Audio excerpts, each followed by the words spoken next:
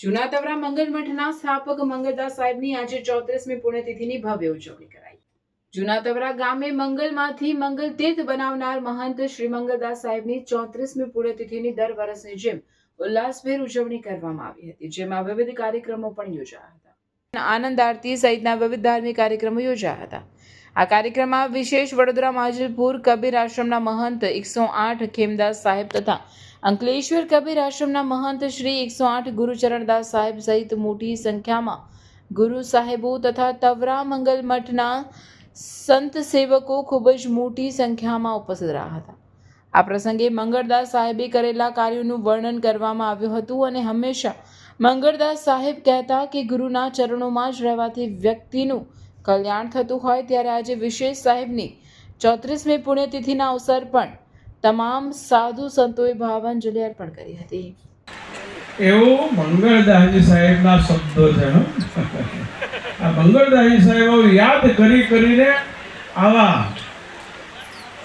શબ્દોમાં આપણને ફસાવીને મીઠો ઠપકો હંમેશા કહેતા આવ્યા છે। એટલે કબીર સાહેબે પણ કીધું કે ભાઈ, તુલસીદાસજી પણ કહે છે તને ઢોર ઘડતા ઘડતા વળી માણસ ઘડ્યો, મૂક્યાના સિંગ અને પૂછ, તુલસી હરી ભજન વિના દીક દાડીને દીક દાડી। આ બધું સાચું, પણ જો ભજન ના કરે તો દાઢી જટા બધું નકામું થઈ જાય। ભાગ છે આજે ગુરુ ભક્તિ ચેતનદાસ સાહેબમાં એટલી જ ઉતરેલી છે। ચેતનદાસ સાહેબ એક ઘોર આત્મા છે, ઘોર।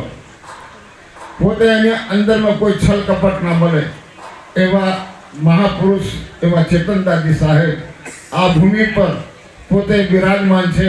આ ભૂમિને દિન પ્રતિદિન પોતે પ્રગતિ કરતા કરતા કરતા કરતા આ એક બંજર જેવું હતું, કોતરડું હતું, પણ એને પણ પૂરીને પોતે ફર્સ્ટ ક્લાસ બનાવીને આજે અહીંયા આટલા હંસોને પોતે વિલોડ કરાવી રહ્યા છે, જ્ઞાન આપી રહ્યા છે।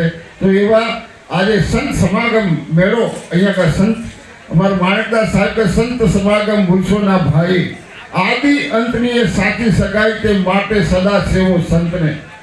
અમે નોના હતા, નોના મહંતો કોઈ કિંમત નહીં અમારી, પણ છતાંય શાંતિદાસ સાહેબ તે વખત અમે બોલાવવાના અહીં પણ આવે। એમની જગ્યાએ અમારા પંકજદાસ સાહેબ અલવાના માધલપુરથી પધાર્યા છે, એમને પણ અમે કોટી વાર બંદી સાહેબ તેમજ 18 ડિસ્ટ્રિક્ટ જે વાલિયા ડિસ્ટ્રિક્ટ નેતન ડિસ્ટ્રિક્ટ કહેવાય છે એવા અમારા રણછોડદાસ સાહેબ આપીને નિમંત્રણ મારા બી પધાર્યા, તે બદલ એમને કોટી વાર પ્રણામ। ને અમારા આમ કથાકાર જે ગુજરાતમાં જેમનો દત્તવાદી રહ્યો છે તેવા અમારા કથાકાર શ્રી પરમ પૂજ્ય તિલોચના દેવીજી પણ મંગલ મઠના નિમંત્રણને માન આપીને પધાર્યા છે, તે બદલ એમને પણ પ્રણામ। બંદી સાહેબ તેમજ અમારા મહંત સાહેબો દૂર દૂરથી મંગલ મઠને નિમંત્રણ આપીને પધાર્યા છે, તે બદલ સૌને મંગલ મઠ તરફથી